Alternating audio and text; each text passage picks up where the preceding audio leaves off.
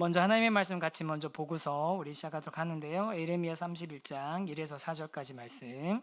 우리 길지 않으니까 함께 같이 목소리 맞춰서 우리 읽어보도록 하겠습니다. 예레미야 31장 1에서 4절 같이 준비가 됐나요? 네, 글씨가 관심법이 있어야지 보이는 글씨인 것 같습니다. 흰 글씨로 나왔네요.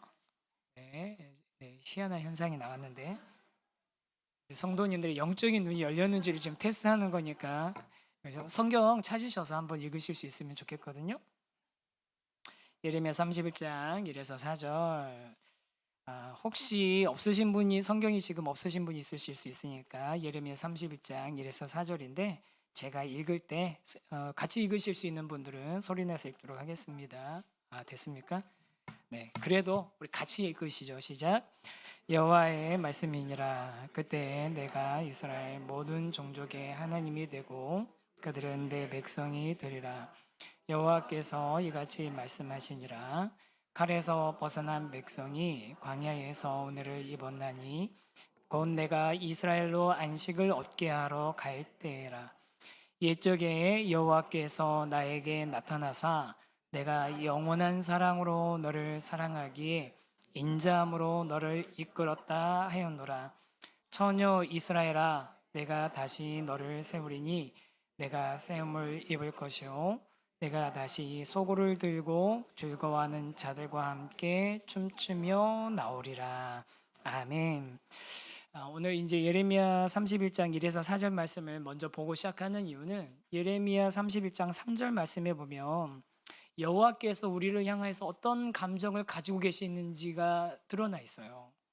하나님이 어떤 분이신가라고 했을 때 우리는 하나님이 가지고 계신 감정 이런 것들은 생각하지 않고 하나님의 속성 있잖아요. 뭐 위대하심, 전능하심, 무한하심, 전지하심 막 이런 하나님의 우리와 정말 이제 공유되지 않을 것 같은 그런 거대한 속성들에 대해서만 생각하는데 여기 보니까 내가 영원한 사랑으로 너를 사랑하기에 인자함으로 너희를 이끌었다.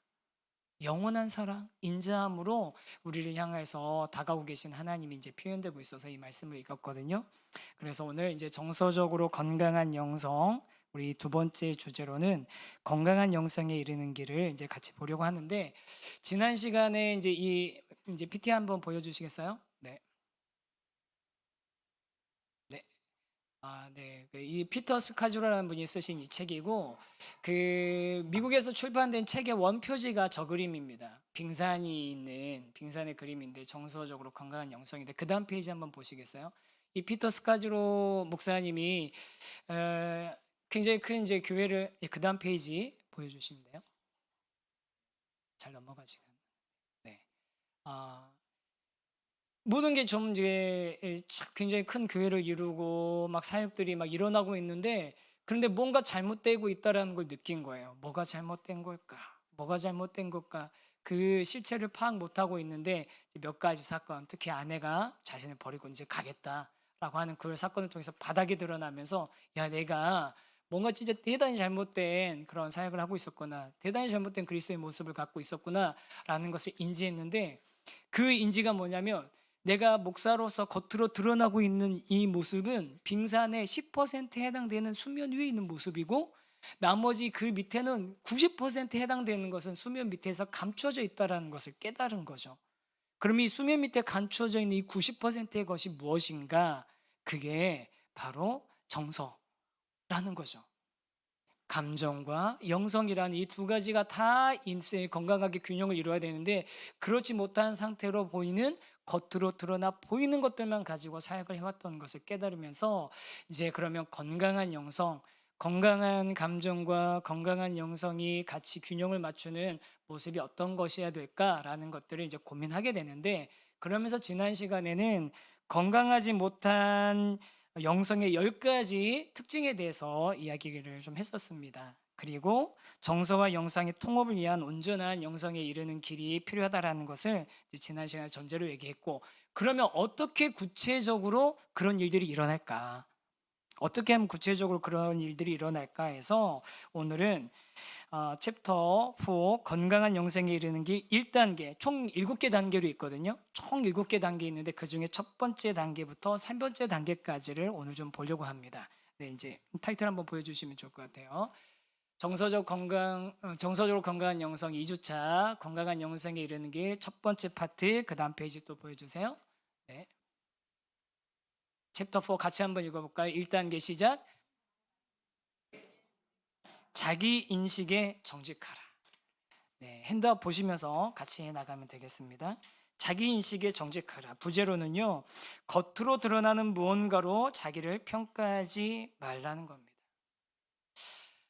여러분 존 칼빈이나 아니면 루터나 아니면 우리 신앙의 정말 아주 정말 우리 신앙의 기틀을 만든 신앙의 선배들이 했던 이 이야기 중에서 하나님에 대한 인식과 사람에 대한 인식에 대해서 굉장히 중요한 설명들, 공통적으로 한 설명들이 있습니다. 그 설명이 뭐냐면요. 하나님을 온전히 이해하지 못하고선 하나님에 대해서 알지 못하고서는 인간을 이해할 수 없고 인간을 알지 못하고서는 하나님에 대해서 알 수 없다라는 거예요. 용어나 표현은 조금씩 다를 수는 있지만 이건 굉장히 중요한 얘기, 공통적으로 하시는 얘기거든요. 하나님에 대해서 알지 못하면 인간을 알 수 없고 인간에 대해서 알지 못하면 하나님에 대해서 이해할 수 없다는 거죠. 즉 자기 인식과 하나님에 대한 우리 이해는 굉장히 복잡하지만 매우 밀접하게 연관되어 있다는 겁니다. 그래서 진정한 영성의 핵심은 이전에 우리가 가지고 있던 거짓된 자아를 버리고 새로워진 참 자아로 하나님 안에서 새로워진 참 자아로 살아가는 것인데요. 우리가 잘 아는 말씀이 있어요. 에베소서 4장 22절 23절 말씀 한번 같이 한번 프린트 있는 거 한번 같이 한번 읽어볼까요? 시작.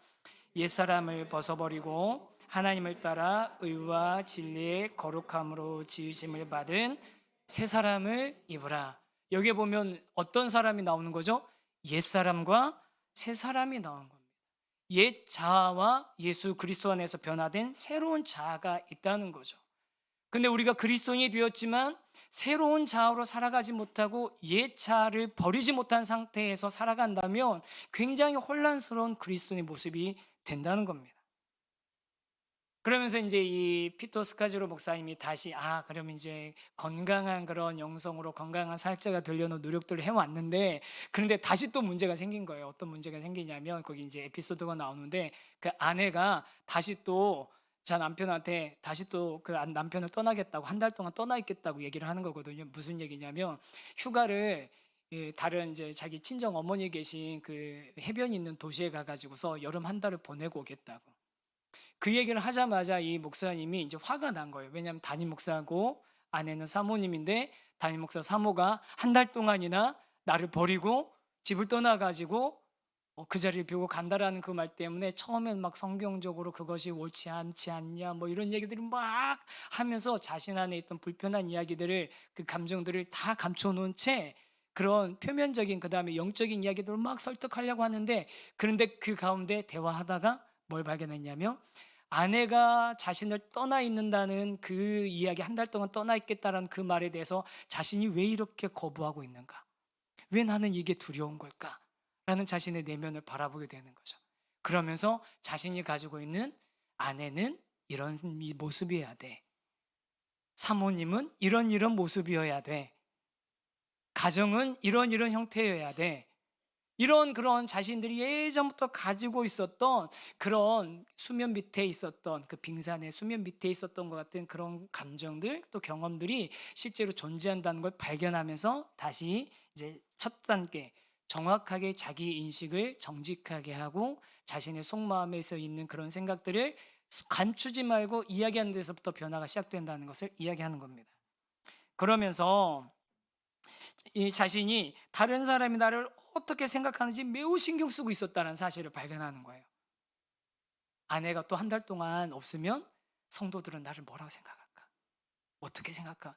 여러분 한번 생각해 보세요. 저희 아내가 한 달 동안 안 보인다고 생각해 보세요. 여러분 어떻게 생각해요? 무슨 일이 있나? 목사님하고 사모님 싸우셨나? 그러실 거잖아요. 그런 이제 그런 두려움에 빠져 있었던 거죠. 그러면서 뭘 얘기를 하냐면 감정이라는 게 뭔가라는 감정에 대해서 이제 생각을 하게 되는 거죠. 하나님이 사람을 창조하실 때 겉모양만 만든 것이 아니라 지성만 만드신 것이 아니라 영혼만 만드신 것이 아니라 뭐까지 만드셨다고요? 다양한 감정을 느끼는 존재로 만드셨다는 겁니다. 그래서 뭐 사실 감정이 뭐 몇 가지로 표현이 되는 게 아니죠. 아주 수백 가지 미묘한 그런 차이들이 있거든요. 감정이라는 건 아주 수백 가지 미묘한 차이들이 있는데 여러분 제가 올해 기대하는 영화가 하나 있습니다. 한번 그다음 한번 보시겠어요? 인사이드 아웃이라고요. 이 2가 나온대요. 거기에 보면 5가지 감정이 막 인제 그 소녀의 그 머릿속에서 막 일어나는 그게 인제 이 원의 이야기인데 이제 사춘기에 새로운 감정들이 막 나오거든요, 이 2에서. 여러분 꼭 보시면 좋겠습니다. 정서적으로 건강한 영성을 이해하시는 데 굉장히 도움이 되는 애니메이션입니다. 예, 제가 목사가 애니메이션 광고하니까 여러분들이 좀 약간 황당해 하시는데 근데 인제 여기에서는 5가지 감정이 나오는데 그 영화 애니메이션 1편에서는 5가지 감정이 나오는데 이 책에서는 이제 수백 가지 그런 미묘한 차이가 있지만 한 8가지 종류로 이제 감정을 나눴거든요. 첫 번째가 화입니다. 화는 뭐냐면요. 격분, 적대감, 신경질, 짜증. 두 번째는 슬픔, 비탄, 자기연민, 절망감, 시리, 낙담, 외로움. 세 번째는 뭐죠? 두려움, 염려되고 초조하고 겁이 나고 신경 과민이 되고 놀라고 공포를 느끼고 불안한 거. 네 번째는요. 즐거움, 기쁘고 안도가 되고 만족스럽고 흐뭇하고 흥분되고 설레고 희열을 느껴지고 황홀감을 느끼는 거. 5번째는요. 사랑, 받아들이고 신뢰하고 헌신하고 존경하고. 6번째 놀람, 충격, 경탄, 경의. 7번째 혐오감, 경멸하고 멸시하고 반감하고 불쾌하고 역겹고. 그다음 8번째 죄책감을 느끼고 회한을 느끼고 창피스럽고 당혹감을 느끼고 유감스러운 거. 그런데 이런 감정을 하나님이 만드셨다는 거예요. 그리고 여러분 중요한 건 뭐냐면 이 감정을 우리가 하나님이 만드신 이 감정을 여러분 저 중에서 지난 시간에 그런 표현했어요. 저 중에서 어떤 감정들은 두려움이나 혐오나 수치나 화나 이런 것들은 어떤 감정들은 다루기 까다로운 감정들이에요. 나쁜 감정이 아니라 다루기가 까다로운 감정들이거든요. 이런 다루기 까다로운 감정들이 우리 안에 일어났을 때 교회 공동체 안에서 저런 마음이 들었을 때 여러분 어떻게 하십니까? 없는 척, 괜찮은 척, 아닌 척하고 그것을 없는 척, 괜찮은 척, 아닌 척 감추는 것을 우리는 보통 뭐라고 하죠? 성숙한 그리스도인인 것처럼 생각하잖아요. 그렇죠? 목회자들도 화나도 괜찮아요, 집사님. 그러실 수도 있죠. 뭐 제가 이 톤으로 얘기하면 숨기고 있는 겁니다. 아니에요. 그렇게 숨기는 것을 감추는 것을 마치 성숙한 거라고 우리는 착각하고 살아왔고 잘못 가르치고 살아왔다는 거예요. 하지만 이 감정을 부인하다 보면 이 감정을 원래 만드신 분이 누구시라고요? 하나님이고 하나님이 부여해 주신 건데 그 감정을 부인하다 보니까 뭐가 생기냐면 점점 정상적이지 않은 인간, 비인간적인 그런 요소들, 그다음에 정리되지 않은 그런 내면 세계가 펼쳐지게 되는 거죠. 왜냐하면요, 여러분, 아까 제가 읽었던 예레미야 말씀처럼 하나님도 감정이 있으세요. 하나님도 감정이 있으시다고요. 하나님이 좋아하시기도 하시고요, 한탄하시기도 하시고요, 또 하나님이 뭐 하신다고 그러셨죠? 질투하시기도 하시고요, 참으시기도 해요. 내가 참고 인내하시기도 하시고, 진노하시기도 하시고, 사랑하시기도 하고, 긍휼히 여기기도 하시고, 하나님이 고민하시기도 하시고, 하나님이 탄식하시기도 하시고, 하나님이 기뻐하시기도 하십니다. 하나님에 대한 감정의 표현이 성경에 나와 있는 표현들을 제가 말씀을 드린 거예요. 성경에 나와 있는 하나님이 가지고 계셨던 감정을. 그래서 우리가 이런 감정들을 거부하고 이것들을 부인하는 것이 아니라 그것을 있는 그대로 받아들이고 인정하는 게 필요하다는 거죠. 왜냐하면 아까 제가 말씀드렸죠. 괜찮아요 하고 아닌 것처럼 숨기고 있지만 혹은 우리가 그 안에서 내가 왜 화가 나는지도 모르지만 막 분노하고 막 어쩔 줄 모르고 하고 있으면 그 안에 어떤 상태가 있냐면 그런 감정이 존재하고 있었다는 거죠. 실제로 오늘 어떤 성도님을 만나는데 멀리 떨어져 있던 자녀를 오랫동안 떨어져 있던 자녀를 만나고 왔는데 이 자녀가 한 1-2년 사이에 좀 사람이 변한 것 같더래요. 왜 그런가 하고 계속 이제 지켜보고 관찰하고 봤더니 그 일하는 곳에서 자기 일하는 곳에서 뭔가 좀 이게 문제가 있어 가지고 그것이 감정이 쌓이고 쌓였는데 본인은 그것을 드러내지 않고 있었던 거예요. 드러내지 않고 있으니까 뭔가 어이 저 아들이 내가 알고 있던 예전의 아들이 아닌데 왜 저렇게 이상한 행동을 하지? 왜 이상한 반응을 하지? 하고 있었는데 나중에 이야기해 보니까 정말 그게 쌓여 있어 가지고 그걸 툭 건드려 줬더니 막 다 큰 아들이 막 울면서 막 자신이 그동안 힘들고 어려웠던 것들을 쏟아내더라는 거예요. 인식하지 못한다고 해서 감정이 없는 게 아닌 겁니다. 감정도 하나님의 뜻을 분별하는 하나의 방법이고요. 하나님을 아는 데 있어서 가장 큰 걸림돌 가운데 하나는 자기 이해에 대한 결핍인 거죠. 아까 말씀드렸잖아요. 하나님을 이해하는 데 있어서 인간을 이해하지 않으면 하나님을 이해할 수 없고 또 하나님을 이해하지 못하면 또 인간을 이해할 수 없는 정말 아주 복잡하지만 필수 불가결하게 서로 연결되어 있는 거 하나님과 인간과의 그 관계거든요. 서로 이해거든요. 그래서 감정을 무시하는 것은 현실에 등을 돌리는 것과 같다. 감정의 귀를 기울일 때 우리는 현실로 돌아온다. 그곳은 우리가 하나님을 만나는 장소다. 우리가 느끼는 감정들은 영혼이 내뱉는 언어이자 마음이 외치는 부르짖음이다. 라고 감정, 영혼의 외침이라는 책에 나와 있습니다. 그런데요, 하나님께서는 이렇게 우리에게 감정을 주셨는데 사단은 우리에게 어떻게 무엇을 요구할까요? 우리 있는 그대로의 감정, 우리 있는 그대로의 자아로 드러나기를 원하는 게 아니라 거짓된, 포장된 자아로 우리를 드러나도록 우리를 자꾸 유혹을 하는 겁니다. 거짓된 자아로 살아가는 사탄의 세 가지 유혹이 있는데 누가복음 4장에 보면 예수님께서 공생애 시작하실 때 세례 받으시고 나서 제일 먼저 하셨던 게 뭐죠? 광야에서 40일간 금식 기도하시고 시험 받으시는 장면이 나오거든요. 누가복음에 보면 세 가지 사단의 유혹이 나와요. 첫 번째 유혹이 뭐였냐면 아실 거예요. 첫 번째 유혹이 뭐죠? 네, 돌을 떡으로 만들어라. 금식하셨으니까. 그게 첫 번째고 두 번째가 뭐였는지 아세요? 네, 두 번째가 누가복음에 나오는 두 번째는 뭐냐면 천하 만국의 영광을 다 보여주면서 절하라고. 그럼 이걸 내가 영광을 다 주겠다고. 그다음 세 번째가 뭐냐면 높은 성전 위에서 뛰어내리라고. 그러면 천사들이 받아줄 거라고. 이 세 가지로 요구를 합니다. 근데 이 피터 스카즈로 목사님이 이 사단의 유혹 시험 세 가지를 묵상을 깊이 하면서 이런 세 가지를 발견한 거예요. 첫 번째는 뭐냐면 거짓된 유혹, 거짓된 자로 내가 하는 것이 곧 나다. 돌이 떡이 되게 만드는 이런 놀라운 기적을 행할 수 있는 게 바로 나다라는 그런 착각을 만들도록 거짓자로 살아가도록 유혹했다는 거죠. 그리고 두 번째는 그러니까 이건 뭐냐면 내가 가진 실제로 어떤 능력이나 아니면 내가 어떤 일들을 할 수 있는 그런 그 사역을 하는 것이나 이런 성과나 열매 맺는 것에 의해서 내가 평가받는다라고 생각하는 거예요. 근데 이거는요, 저도 또 아니면 많은 우리 그리스도인들이 다 가지고 있는 문제거든요.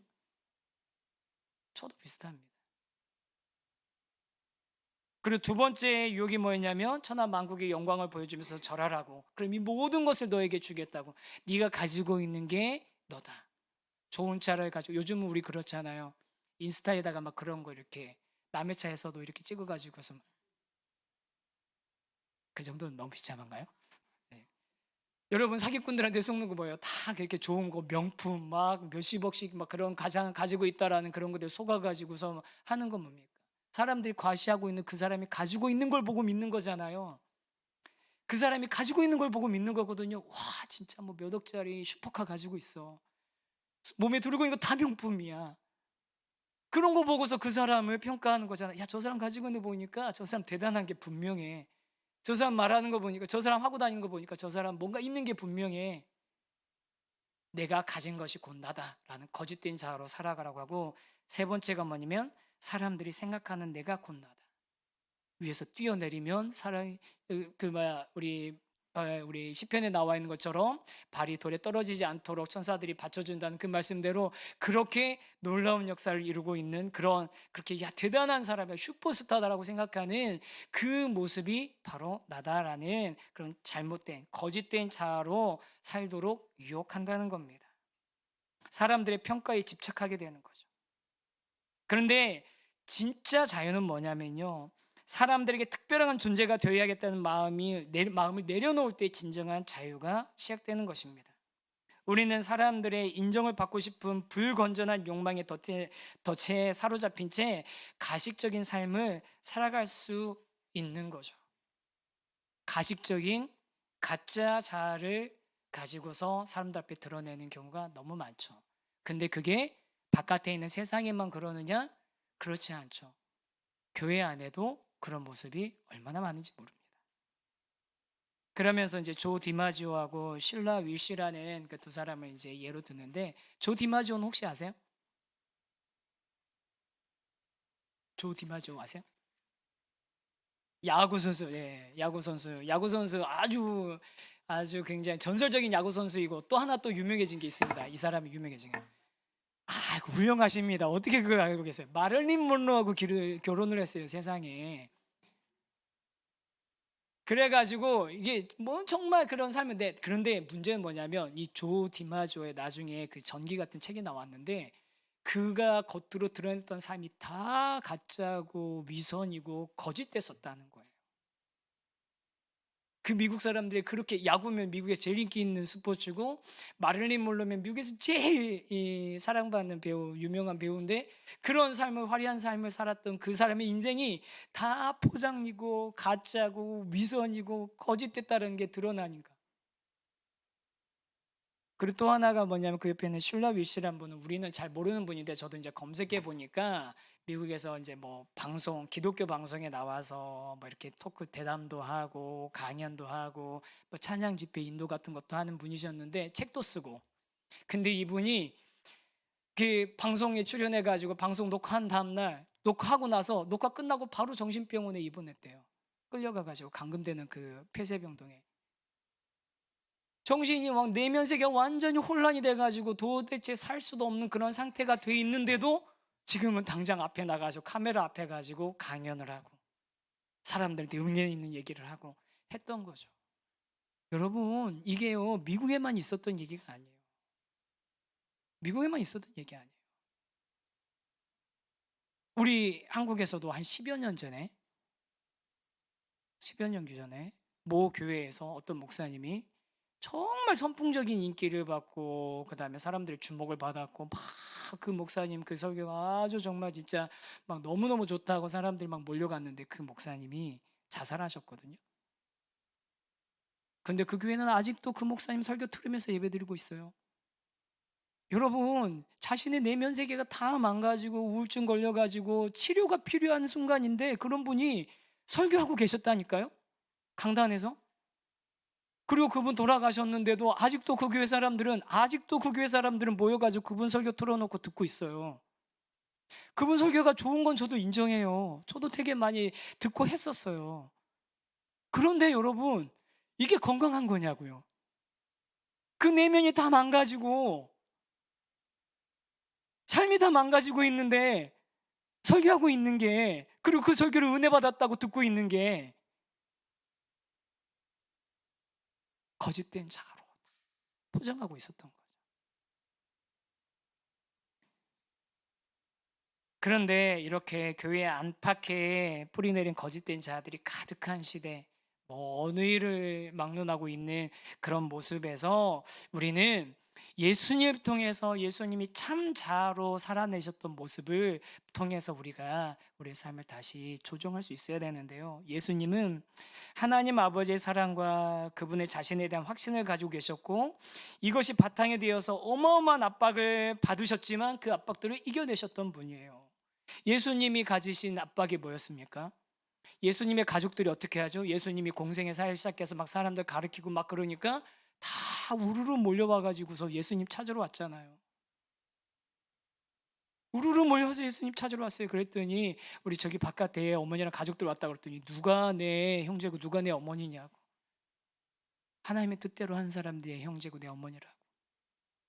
그 가족들은 뭘 얘기 생각했겠어요? 이제 나중에 설교 때도 설명할 건데, 이제 누가복음만 봐도 누가가 예수님 공생애 시작하기 전까지는 요셉이 등장하는데, 공생애 딱 시작하시면 요셉이 등장하지 않거든요. 요셉이 죽었을 거예요. 그리고 가장의 역할을 지금 예수님이, 청년 예수님이 맡아서 하셨을 거거든요. 우리 집 책임지라는 거지. 우리 가족 책임지라고. 장남이니까 당신은 그걸 책임져야 될 의무가 있다는 거죠.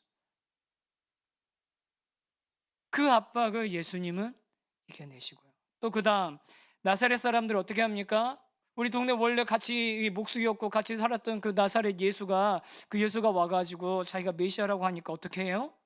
미쳤다고 생각하면서 절벽에서 밀어서 떨어뜨리려고 합니다. 자기 같이 나고 자랐던 그 나사렛 사람들이 고향에서 환영받지 못합니다. 몇 번이나 말씀하시냐, 선지자가 고향에서 환영받지 못한다고. 그러면 예수님 따라다니던 제자들은요, 예수님을 제대로 인식했을까요? 아니에요. 예수님이 따라다니는 제자들은 3년 내내 끊임없이 예수님께 요원했던 건 뭐예요? 기대했던 건 뭐예요?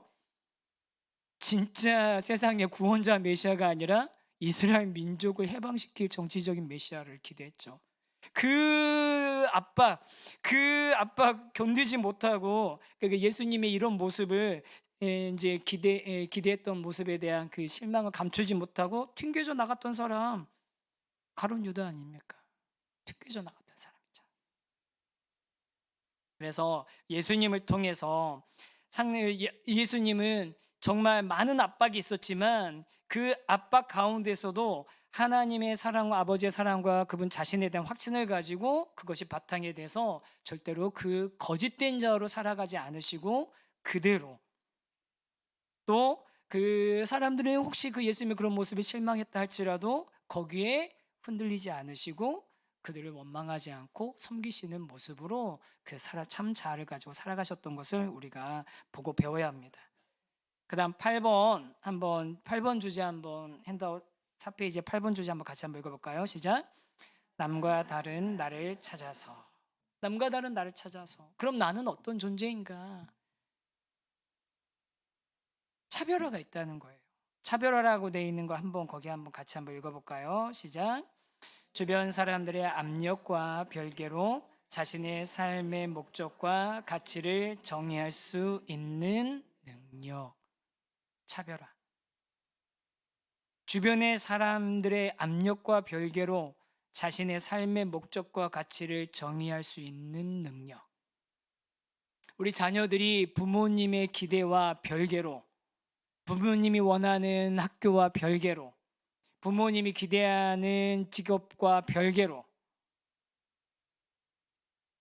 자신만의 삶의 목적과 가치를 정의할 수 있는 능력.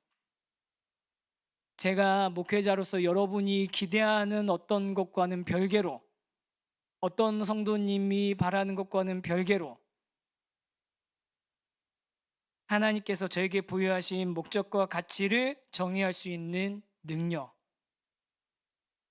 제가 그래서 지난 우리 봉사자 워크숍 때 제가 그런 말씀 드렸어요. 저희가 굉장히 오랫동안 마음속에 품고 있었던 이야기인데, 만약에 여러분이 원하시는 게 기업처럼 어떤 성과를 내길 원하시는 거면, 제가 그런 CEO 같은 역할을 하길 원하신다면 저는 안 할 겁니다.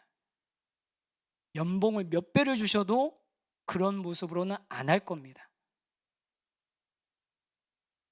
여러분이 뭘 기대하셔도 그 기대하시는 것이 하나님께서 저에게 부여하시고 저에게 맡기신 그 사명과 일치하지 않는다면, 여러분, 저는 그거 가지고 여러분과 함께 깊은 토의를 나눠야 될 거예요.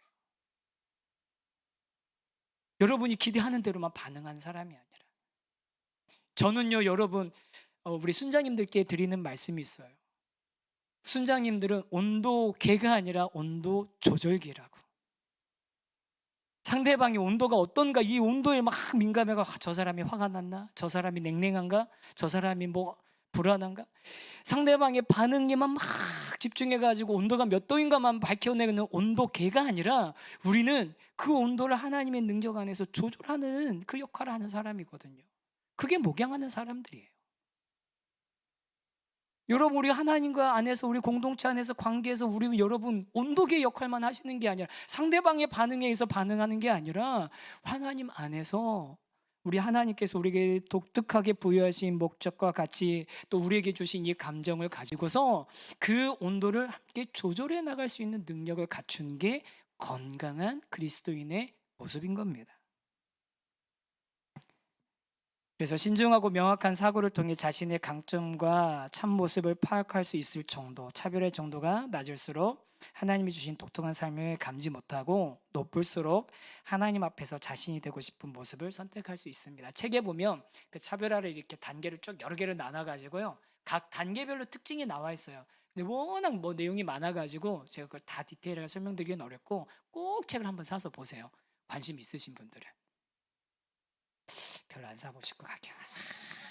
조금 불안하긴 한데 꼭 한번 보세요. 그럼 우리 9번 한번 타이틀 한번 같이 읽어볼까요? 시작. 참 자아를 개발하기 위한 4가지 방법. 한 1번부터 4번까지 같이 읽어볼까요? 시작. 침묵과 홀로 있음을 통해 자신의 내면에 집중해라. 두 번째, 신뢰할 만한 동반자를 찾으라. 세 번째, 안전지대에서 나오라. 네 번째, 용기를 달라고 기도하라. 그렇게 우리 참 자아를 개발하기 위한 4가지 방법들이 있는데요. 그러면 그것 중에 하나가 10번의 불가능에 도전하다라는 거거든요. 화면 한번 보시겠어요? 이제 왼쪽에 있는 분이 누구냐면 누구죠? 척 예거라는 분입니다. 이분이 누구냐면 세계 최초로 초음속 비행에 성공하신 분이에요. 세계 최초로. 그리고 그 세계 최초로 음속이 뭐냐면 초속 340m잖아요. 맞습니까? 이과 나오신 분. 음속.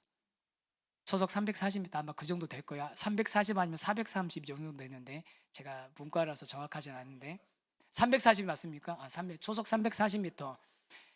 1947년도까지는요. 사람들이 어떻게 생각했냐면 그 공기 중에는 장벽이 있어가지고 음속을 돌파할 수 없는 그 장벽이 있어서 이 음속을 돌파하려고 시도를 하면 이 장벽에 부딪혀서 사람들이 물체가 파괴된다고 생각했대요.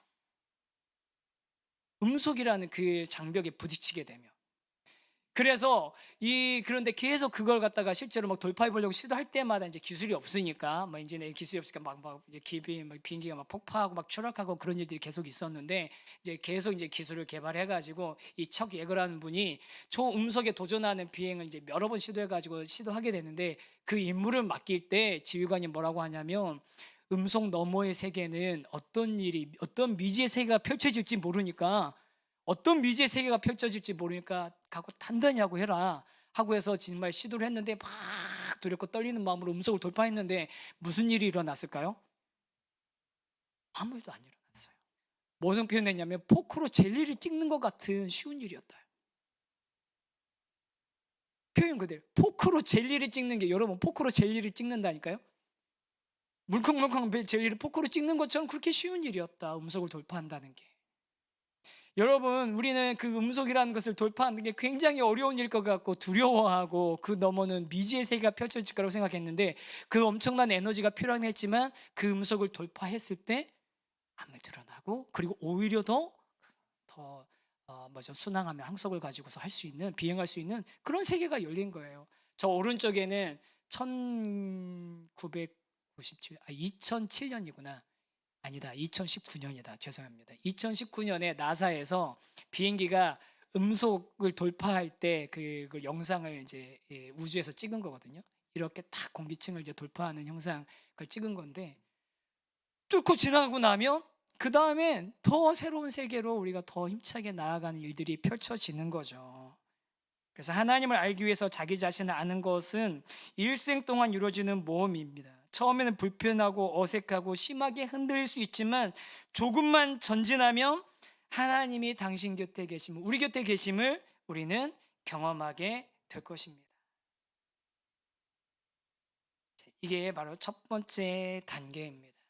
우리가 건강한 영성에 이르는 첫 번째 단계가 뭐라고요? 자기 인식에 정직하라. 첫 번째 단계가 뭐라고요? 자기 인식에 정직하라. 그럼 두 번째 단계 한번 볼까요? 건강한 영생에 이르는 길 두 번째 단계 같이 읽겠습니다. 시작. 과거를 직면하라. 과거를 직면하라. 과거를 직면하는데 당신의 발목을 잡는 과거와 화해하랍니다. 중요한 질문 하나 이제 던지겠습니다. 한번 같이 한번 읽어볼까요? 시작.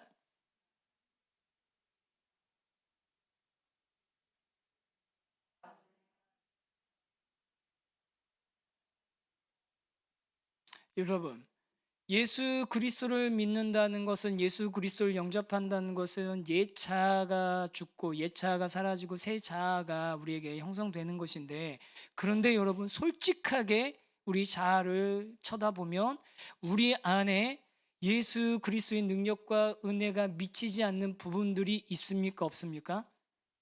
있죠. 있죠. 작동하죠. 아니요, 어떨 때는 작동 안 하고 숨겨져 있는데, 특정한 상황이 되면 작동하죠. 특정한 상황이 되면 작동하죠. 제가 그래서 예전에 사역하면서 파트너였던 전도사님이 하셨던 그 얘기, 이제 우리 분당, 예전 교회 분당으로 위해서 첫 교구하는데 첫 파트너였던 전도사님이 저한테 하셨던 얘기가, 저는 굉장히 제 마음속에 딱 새겨놓은 게 하나 있거든요. 제가 이제 막 이제 신앙 좋아 보이는 어떤 뭐 순장님들이나 이렇게 훈련생들 이렇게 만나고 나서 감동받으면, 그 전도사님이 이제 차 타고 가는 길에 저한테 얘기해줘요.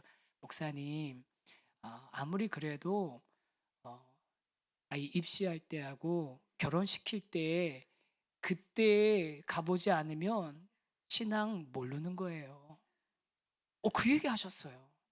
입시하고 결혼시킬 때 보면 그분이 어떤 가치관 가지고 있는지 그때 다 드러난다는 거예요. 뭘 불안해하고 뭘 두려워하는지 다 드러난다는 거예요. 그게 진짜, 그때 진짜라는 거예요. 그 상황이 안 되니까 드러내지 않고 살고 있었던 거죠. 근데 왜 그렇게 우리가 그리스도인임에도 불구하고 하나님의 능력과 은혜가 미치지 않는 영역들을 아직도 그냥 가지고 안고 살아가고 있습니까? 그 여러 가지 요소들이 있는데, 그것 중에 하나는 뭐냐면, 우리가 직면해야 되는 과거를 우리 제대로 직면하지 않고 있기 때문이죠. 정서적으로 건강한 영성이란 환상에 빠지거나 현실을 부정하는 것이 아니라 현실을 긍정하는 것이다. 현실을 긍정한다는 것은 어떤 것이냐면요, 이거 한번 잘 들어보세요. 하나님이 우리를 특정한 가족, 나라, 도시, 그리고 역사의 순간에 태어나게 하신 뜻을 받아들이는 것입니다. 여러분, 우리가 현실을 그대로 인정한다는 건 뭐냐면, 하나님께서 나를 특정한 가족, 특정한 나라, 특정한 민족, 특정한 도시, 특정한 시대에 태어나게 하신 것을 인정하는 거죠. 제가 고등학교 때 영어 공부할 때 항상 하나님께 불만이었던 게 거기 있었거든요. 하나님, 제가 미국에서 태어났으면 영어 공부 안 해도 될 텐데, 영어를 보면서 내가 영어라고 하지 않고 내 모국어라고 말했을 텐데. 그런데 하나님께서 특정한 나라, 대한민국에 특정한 시대에 태어나게 하신 이유, 특정한 가족, 저희 가족, 원 가족에게 소속되게 태어나게 하신 이유가 있는 거죠. 그래서 하나님의 선택은 우리에게 독특한 기회나 재능 등을 제공해 주시는데, 그 안에는 감정적인 짐도 포함이 돼 있다는 겁니다. 무조건 좋은 것만 있는 게 아니라 우리가 짊어지고 가야 되는 감정적인 짐도 포함이 돼 있고, 참된 영성은 우리를 자유롭게 하며 현재의 삶을 기쁘게 살도록 해준대.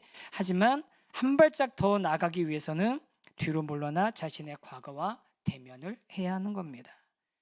그래서 직면해야 할 과거의 두 가지 측면, 작은 1번, 2번 한번 같이 한번 소리내서 읽어보면 좋겠는데요. 시작.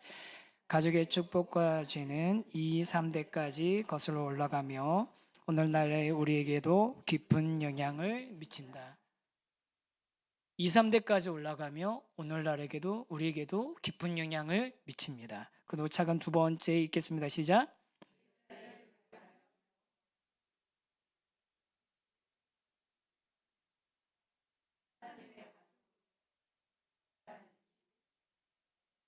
두 가지를 배워야 된다. 하나는 뭐냐면요, 내가 속한 원가족으로부터 물려온, 이어받아온 죄의 패턴으로부터는 내가 멀어지고 그것을 거부하는 것과, 또 하나는 뭡니까? 뭘 받아들여야 되는 거예요? 예수 그리스도 안에서로 인해서 하나님의 새로운 가족이 되고 그 하나님의 가족으로서 어떻게 살아가는지에 대해서 배워야 되는, 받아들여야 된다는 거죠. 이 두 가지가 동시에 일어나야지만 진짜 하나님이 기뻐하시는 그런 삶을 살아갈 수 있게 된다는 겁니다. 그 이야기를 이제 하나씩 좀 이제 보면 좋겠는데요. 큰 1번 주제 한번 같이 읽어보겠습니다. 시작. 가족이 우리에게 미치는 영향. 여러분, 가족은요, 우리에게 영향을 주고 있는 많은 외적인 사건들이 있잖아요. 우리가 경험하고 뭐 자라면서 경험하고 하는 많은 사건들이 있지만, 그 중에서도 가장 큰 영향을 미칠 수 있는 집단이 가족이에요. 가장 큰 영향을 미칠 수 있는 집단이 가족입니다. 그래서요, 성경에서는요, 어떤 사람 하나님이 그 우상숭배 십계명 주시고 우상숭배에 대해서 얘기하시거나 뭐 이런 거 이야기 하시면서 뭐냐면, 네가 계명을 지키지 않으면 그 저주를 몇 대까지 한다고요? 3, 4대까지 하겠다고 얘기하고, 잘 지키면 그 복을 몇 대까지 주겠다고 하세요? 1000대까지 주시겠다고 하시는, 내가 하나님과 받는 하나님과의 관계 안에서 받는 복이 나 한 사람에게서 딱 끝나는 게 아니라 영향을 주게 돼 있다라는 거예요. 그게 흘러갈 수 있게 가게 돼 있다고 하나님이 말씀하셨어요, 성경에. 그 실제적인 예가 누구냐면요, 우리가 믿음의 조상이라고 얘기하는 아브라함의 가족입니다. 아브라함, 이삭, 야곱, 요셉으로 이어지는 창세기에 나오는, 창세기 12장부터 창세기 50장까지 이어지는 그들의 가족의 이야기들 쭉 보면요, 이 가족의 심각한 문제의 패턴이 반복적으로 일어나는 게 보입니다. 첫 번째 패턴 문제가 뭐냐면요, 거짓말하는 습관이에요. 아브라함이 무슨 거짓말하죠? 아내를 갖다가 누이라고 속이죠. 그랬더니 그 아들 이삭이 어떻게 해요? 똑같이 아내를 누이라고 속입니다. 그 아들 야곱은 어떻게 합니까? 형을 속이고 아빠를 속이고 삼촌을 속이고 이런 말부터는 이제 바꿈뒤 잡은 자, 사기꾼이라는 뜻이잖아요. 속이는 사람들입니다. 그 야곱에서 그 속이는 게 끝납니까? 아니죠. 야곱이 그렇게 많은 사람들 속였더니 야곱의 많은 아들들이 한마음이 돼가지고 아버지를 속이죠. 그게 계속 그 거짓말하는 것들이 그 가정에 이어져요. 근데 성경은요, 그걸 갖다 믿음의 조상 아브라함을, 그 가정에 있었던 그런 이야기를 숨기지 않고 있는 그대로 다 드러내놓습니다. 또 두 번째, 자식을 편애하는 습관. 아브라함이 이스마엘을 편애하고, 또 이삭이 에서를 편애하고, 야곱이 요셉을 편애하고, 그것 때문에 이 집안에는 분쟁과 갈등이 끊이지 않죠. 또 가족 간의 관계가 단절됩니다. 이삭과 이스마엘이 관계가 단절되고, 에서와 야곱이 단절되고, 요셉과 형제들이 단절되는 그런 단절이 있고, 그 다음에 원만하지 못한 부부관계. 아브라함이 사라가 아닌 몸종에게서 아이를 낳고, 그렇죠? 그 다음에 또 누굽니까? 그 야곱, 리브가, 아니다. 야곱이 누구지? 이제 막 다 헷갈리네. 레아와 라헬, 그러니까 레아 사랑하지 않고 아내인데, 그런 일들이 계속 일어나잖아요.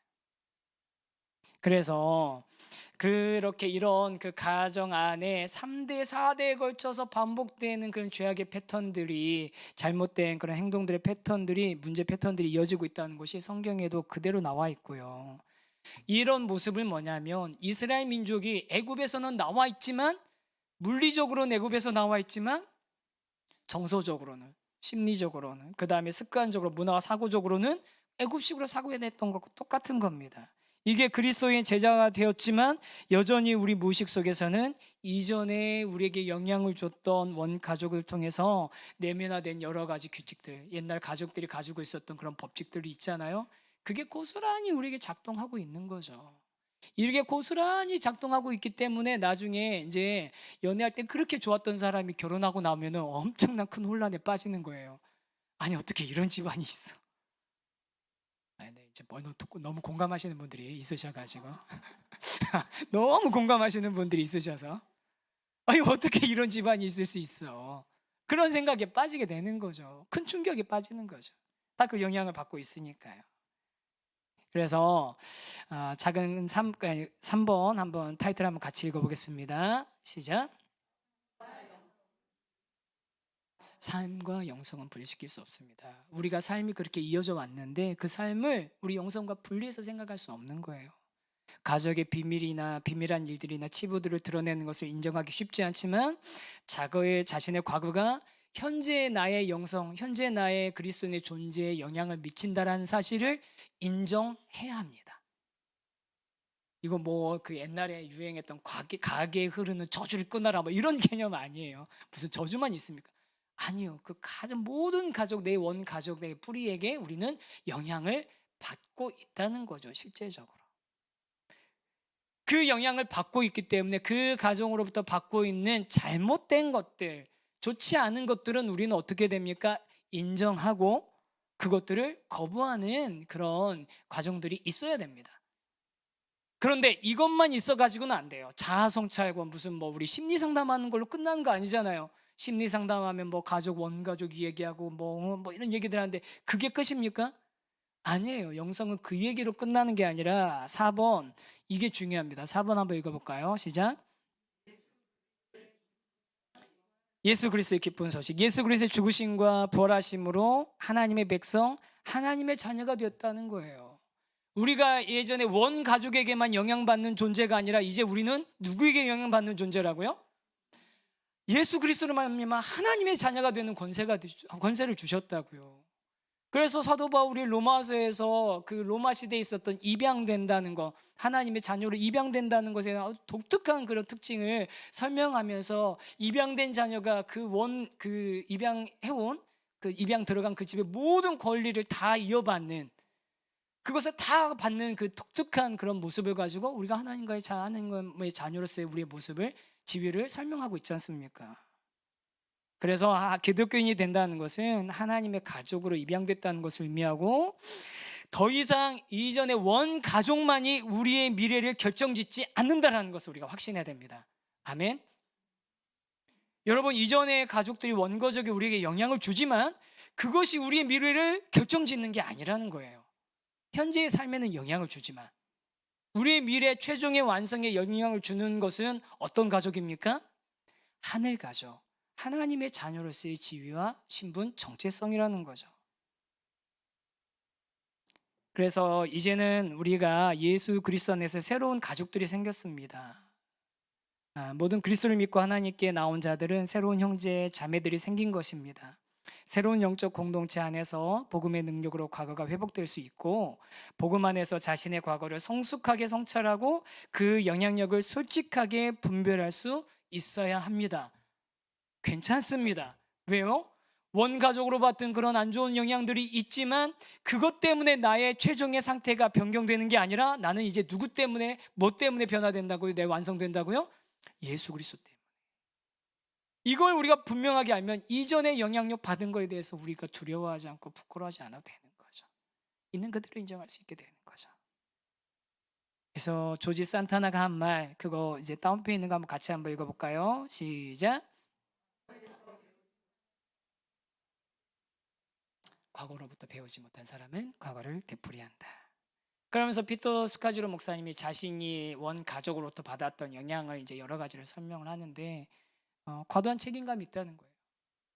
그렇게 그 다음에 또 열심히 해야 된다는 강박, 또 가족에 대한 세속적인 기대가, 갈등이 생겼을 때 갈등을 해결하지 않는, 예를 들어 갈등부터 피하는, 또 감정을 있는 그대로 드러내지 않고 감정을 피하는 이런 습관들이 자신의 원 가족으로부터 받은 감정이라는 것들을 이제 알게 되는, 영향하는 것을 알게 되는 거죠. 그다음 큰 6번 보겠습니다. 6번 한번 읽어보겠습니다. 시작. 현재는 과거를 돌보는 장이다. 가족 사이에 겪었던 가장 힘들고 고통스러운 일까지도 우리 정체성의 한 조각이 됩니다. 이런 가족으로부터 오는 영향력에서 벗어나는 것이 쉽지 않지만 이전부터 내 안에 깊게 뿌리내고 있던 습관을 고치는 것은 훨씬 많은 에너지와 하나님의 도우심이 필요로 합니다. 그래서 정서적으로 건강한 영성을 우리 추구한다고 했을 때는요, 뭔가 새로운 걸 배우고 새로운 것들 익혀가지고 그것들을 새로 장착하는 게 아니라 무겁고 오래된 것들을 내려놓는 것에서부터 시작이 돼야 되는 거죠. 그럼 한번 이제 우리 가족을 한번 생각 한번 해보세요. 우리 가족은, 내가 속했던 원 가족은 어떤 가족이었나? 내가 속했던 원 가족이었나?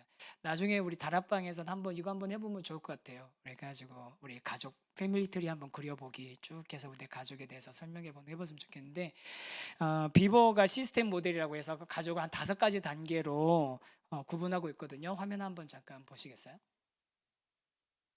화면. 그럼 총 5개인데 2단계, 1단계는 거의 뭐 비슷한 거여서 이렇게 됩니다. 5단계는 고통당하는 가정입니다. 몹시 불안한 가정이고 난장판이고 혼란한, 그런 한마디로 그런 가정이고요. 4단계는 경계선에 있는 가정입니다. 경계선에 있는 가정은 뭐냐면 양극화된 가정이에요. 이 가정의 가장은 독재자인 거죠. 흑백 논리와 엄격한 규칙이 있고 그 규칙을 따라야 되는 그런 가정이고요. 3단계는 적절하고 규칙이 있는 가정입니다. 그래서 암묵적인 그런 규칙이 있어요. 그래서 이 암묵적인 규칙을 따르지 않았을 때는 어떻게 됩니까? 죄책감 같은 게 느껴지는 거예요. 그게 이제 3단계고, 그다음 2단계와 1단계는 적합한 가정과 최선의 가정인데, 적합한 가정은 친근하면서도 유연한 신뢰와 협력과 기쁨이 있는 그런 가정인데, 우리 여러분들이 속해 있던 가정, 원가정은 1단계부터 5단계 중에 어떤 가정에 속하나요? 그냥 속으로만 생각하세요. 옆에 있는 분 들으면 안 되니까. 옆에 있는 분 들으면 안 되니까. 몇 단계에 속하시나요? 그리고 지금 현재 여러분들이 지금 현재 이루고 있는 가정은 어떤 몇 단계에 해당하시나요? 그리고 여러분이 꿈꾸는 가정은 몇 단계에 해당되는 가정인가요? 이거는 대답할 수 있죠. 2단계, 1단계. 근데 2단계, 1단계 이 가정이 되기 위해서 우리가 예전부터 받았던 그 영향력이 있다는 걸 인정하고 또 그것들을 우리가 우리 가정 안에서 그것들이 이어지고 있는 부분들이 있다면 그것들 솔직하게 인정하면서 그것들을 거부하고 이제 우리 이 가정 안에 2단계, 1단계 가정이 되기 위해서 우리가 가정 안에 어떤 법이 작동되기를 바라는 겁니까? 하나님의 자녀 되어서 예수 그리스도의 생명의 성령의 법이 작동되는 가정이 되기를 우리가 꿈꾸면서 가면 되는 거거든요. 그렇게 이런 이제 극복이 되는 그런 단계들이 있는데 이런 극복된 삶을 살았던 대표적인 인물이 누구냐면 성경에 나왔던 아까 아브라함 가족에 있어서 제일 마지막 주자가 누구죠? 요셉입니다. 요셉에게 가족은 어떤 존재일까요? 생각만 해도 치가 떨리는 존재겠죠. 자기 형제들이 자기를 팔아먹었어요. 물론 자기도 뭐 잘한 건 없어요. 철없이 그냥 뭐 확 떠벌리고 다니고 막 이렇게 자존심 상하게 하고 했으니까요. 그런데 그렇다고 해도 형들이 자기를 팔아먹었죠. 팔아먹은 것 때문에 가가지고서 노예처럼 활동하다가 그 다음에 강간미수범으로 잡혀가지고 감옥 갔죠. 감옥에 있으면서 막 그런 뭐나 사람들 뭐 이렇게 꿈 맞춰줬는데도 다 잊어버리고 살았죠. 그리고 나서 아주 오랜 10년도 넘는 거 20년 가까운 그런 시간 지나고 나서 형제들을 만나거든요. 그럼 요셉은 감정이 사라졌을까요? 아니에요. 요셉 감정이 있었어요. 만나고 나서 그 성경에 여러분 기억나시는 분 있을 거예요. 요셉이 통곡하는 소리를 바로와 온 애굽이 알 정도 들을 정도로 요셉이 통곡했다고 그랬어요. 성숙한 그리스도인이 됐다고 감정이 없어지는 게 아니라 통곡했다니까요. 온 애굽이 알 정도로. 그런데 그걸로 끝이 아니라 요셉은 어떻게 했습니까? 당신들은 나를 해하려 하였으나 하나님이 그걸 선으로 바꾸사 하나님이 동행하시는 삶, 나와 그 어떤 상황 환경에서 나와 함께 하셨던 그 하나님이셨기 때문에 그 하나님을 인정하면서 인식하면서 하나님 앞에서 슬픔과 상실감을 솔직하게 인정하고 그 다음에 자신의 인생 하나님의 축복의 통로가 되는 인생이 되도록 했습니다. 그래서 실제로 요셉을 통해서 야곱의 가족들이 삶을 유지하게 됐고 그 70인이 뭐가 됩니까? 이스라엘 민족이 되는 거예요. 하나님의 역사를 이끌어 나가는. 그리고 그 이스라엘 민족을 통해서 누가 이 땅에 오십니까? 예수 그리스도가 오시는 거죠. 진정한 축복의 통로가 된 겁니다. 요셉이. 원 가족의 그 모든 것들을 인정하면서 그렇지만 하나님의 축복의 통로로 자신의 삶이 살아가는 거죠. 이 자리에 계신 우리 귀한 세우신 교회 성도님들 그렇게 하나님 안에서 그 은혜를 누리시고 하나님의 축복을 받아서 살아가시는 하나님의 사람들 되시기를 주님의 이름으로 축복합니다. 그래서 9번 홀로 그러나 함께 그 부분 한번 같이 한번 읽어볼까요? 시작.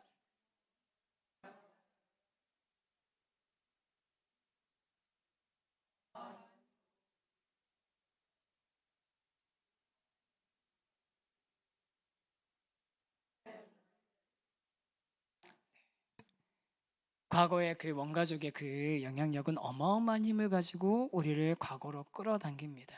그런데 우리는 어떤 존재들입니까? 뒤로 물러나 침륜에 빠질 자들이 아닙니다. 우리를 구원하신 믿음을 가지고서 믿음을 가지고 앞을 향해서 달려가는 표대를 향해서 달려가는 사람들이고 그렇게 가는 그 걸음 가운데 함께 가도록 누구를 허락하셨다고요? 이렇게 좋은 믿음의 동역자들을 허락하신 겁니다. 그래서 교회가 필요한 겁니다. 네, 교회 안에서 우리가 새로운 신분으로 새로운 정체성으로 하나님의 가족으로서 살아가시는 그런 기쁨을 누리시는 우리 성도님들 되시기를 축복합니다.